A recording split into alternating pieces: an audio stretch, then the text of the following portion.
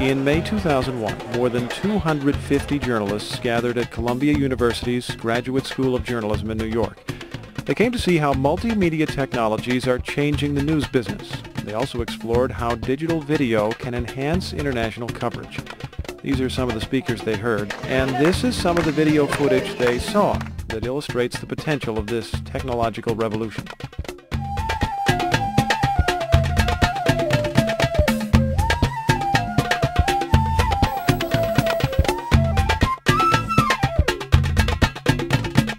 I bought a one-chip camera and acquired the footage just so it wouldn't go undocumented. The idea of DV and being able to just do it on spec and have this kind of in the can, as they say, kind of gave us the opportunity. This was an independent project. I financed it myself until the post-production. It's a great boon to people who really want to do international foreign coverage to have this cheaper technology at our fingertips. Most recently, as this technology has become so pervasive and so available to us, of course now in Frontline we find ourselves using it regularly. I couldn't wait to take up the camera because I thought this is going to be my chance to be doing real journalism again. I'd reported from all over the world with my audio radio tape recorder kit, so I knew about traveling all by myself and going to places and looking for stories. And so this was, I thought, a real gift. If I am going down and dirty, okay, broadcast quality online, working to shoot and edit and deliver to a program like Nightlight or for news, my essential kit, this is my camera kit, including batteries, battery charger, my lighting kit, my audio kit. Okay? Here. Just take it with you. Okay? But on top of that,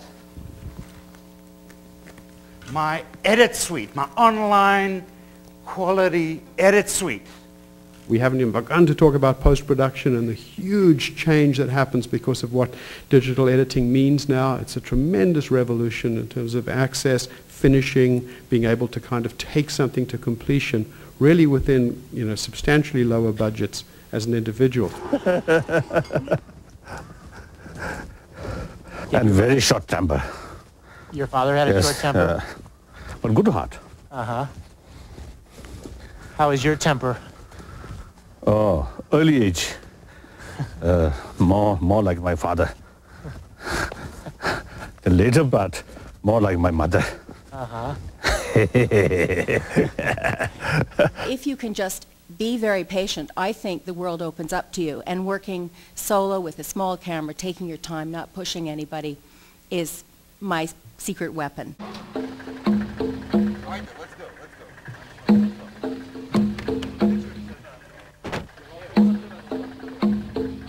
Our greatest weapon is our youth and our courage. They do their work after midnight in Belgrade.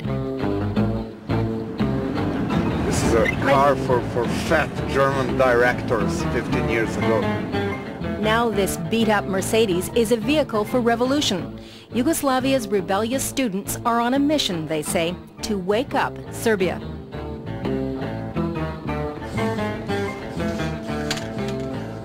If you look at foreign news, not to cover the whole world, but just, God, what a fascinating world we live in.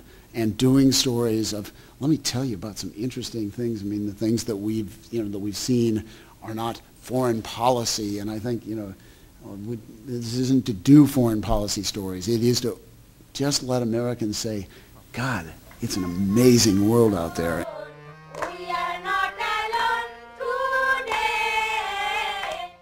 But the prostitutes of Sonagachi have formed a union to fight AIDS.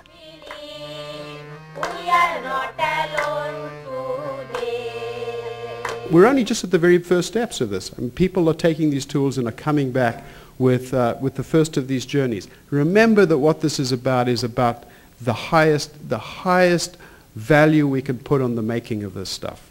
A lot of times we don't really treat it like a camera. We sort of treat it like a reporter's notebook, like anybody can sort of pick up this camera and go out and shoot a great documentary.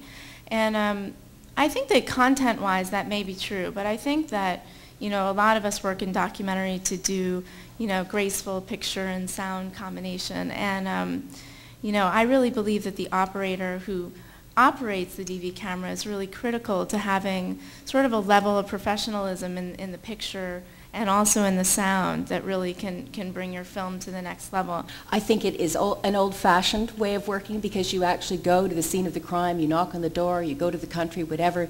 You do your research in advance, but you go and you find out, or my method is to go and to try to find the story when I'm there. I allow the unpredictability of this way of working to carry me along. It's nerve-wracking at first, but there's always a story to find. On any given day, hundreds are in hiding here, out of public view, waiting for passage to Italy. So close, they can almost taste it. And when I go to Italy, oh, that's my dream.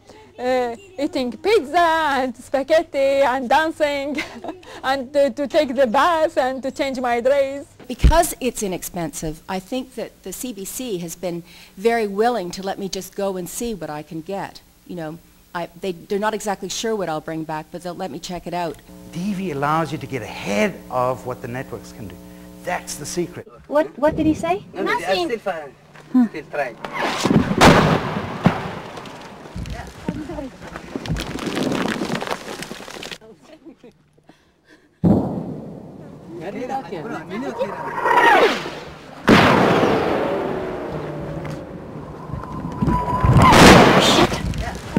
I'm going with smugglers to see where they keep the boats they use to take refugees to Italy. Armando and his colleague Landy are in the car with me, and my guide, who is not a smuggler, is speaking for them. Can I get out and do some filming here? No, because the people are looking. You're only from car, and another guy is looking there. Okay. It's tense. The boats are under constant guard by their owners, and Armando and Landy don't want them to see me filming. Put camera down. Okay. Put down. Okay, it's down. It's down. What you have to do is we have to sort of go out and just make the very best we can, because that's the stuff that's going to get people's attention. And the more we start to do this and the more these tools are available, the more chance we have of people beginning to see that those are the possibilities. There is space out there. There is a great more that needs to be filled. And I think that these are the very first steps in a kind of reinvention of this idea of going out into the world and coming back with stories.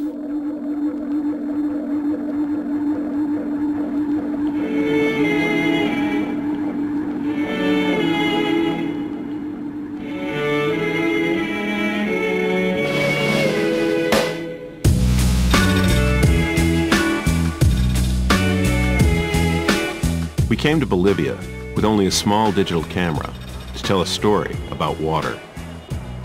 Bolivia, like many third world countries, is dependent on loans from the World Bank. World Bank is the government in Bolivia. And the bank has new ideas about water.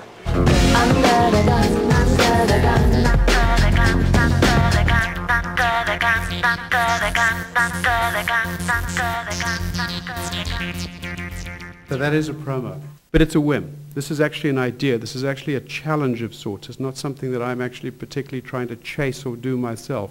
But somewhere in this lies I think, something very important to do. If only 30% of the American people care about foreign news, and they are not being served by anybody, that it is an absolute void, the pure commercial exploitability of that, give me 30% of the American market and let me have it all to myself.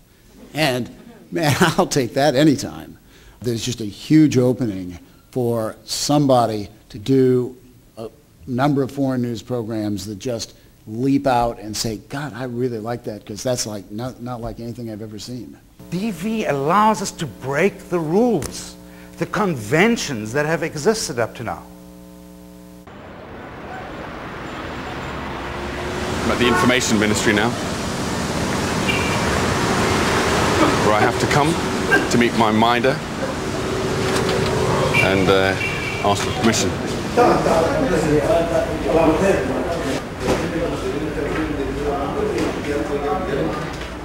I knew it was their job to make it difficult for me to film, so I wasn't about to make it easy for them.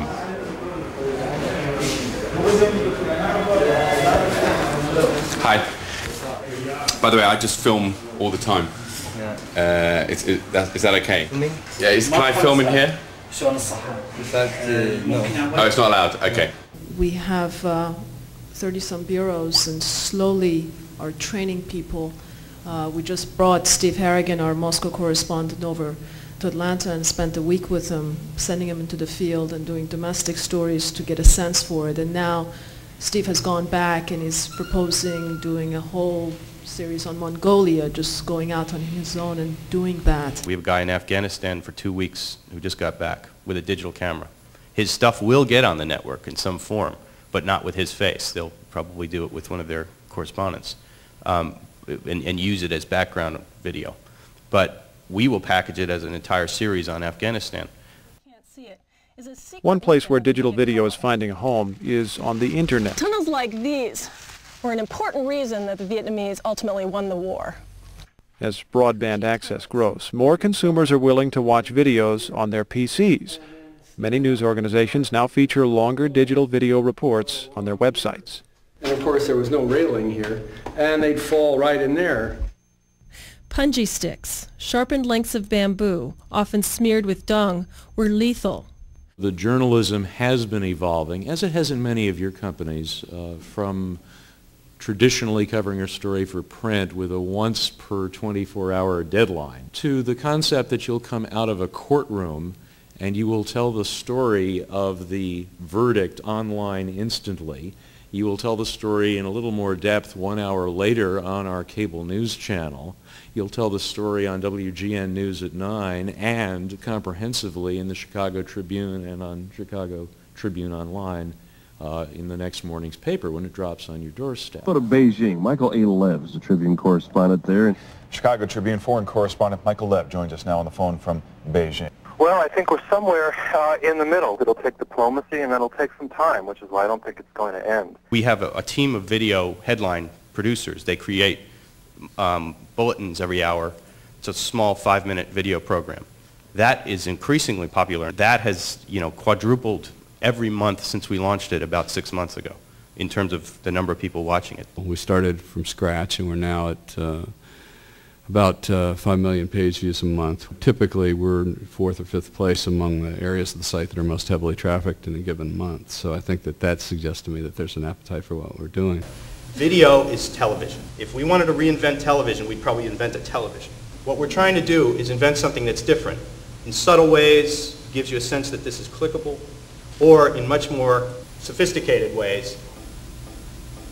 Here's a couple of places where video is going. This thing is called surround video. This is a 6-lens camera, which the cameraman carries a hard drive on his backpack. And watch what you can do here. First of all, these will tell me who these guys are. Now, if I click and turn, I can check out anything I want. This gives me the ability to see around at 360 degrees. I'm going to play a video on this. And basically, it's I don't know if you can see that. You've got to take into account that it may be in your interest to think about how it's going to look on it. This could be a big market someday. We're studying personalization. We're looking very hard at ways that our content, our journalism, may end up on those little PDAs. I look a lot at the possibilities of what's going on with set-top boxes and TiVos and things, and I know they're going to give me a lot of range of possibilities, and I know that the web is going to confuse me in lots of ways. Ultimately, I think that we need to sort of still preserve that active story and at the same time have great respect for these new tools that are giving us the chance to expose ourselves and expose other people to the materials we find out. My minder is just asking the Baghdad police if it's okay if I can film the biggest statue of Saddam in Baghdad.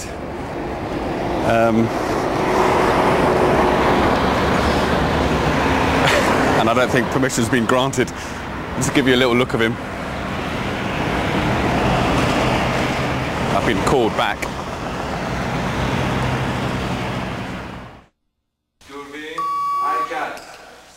This is the enemy. This is an Iranian film crew at work at a location in northern Tehran. I spent 2 weeks with them. And I was terrified about coming here. I mean, the prospect of being an American in Iran alone, but it wasn't anything like what I anticipated.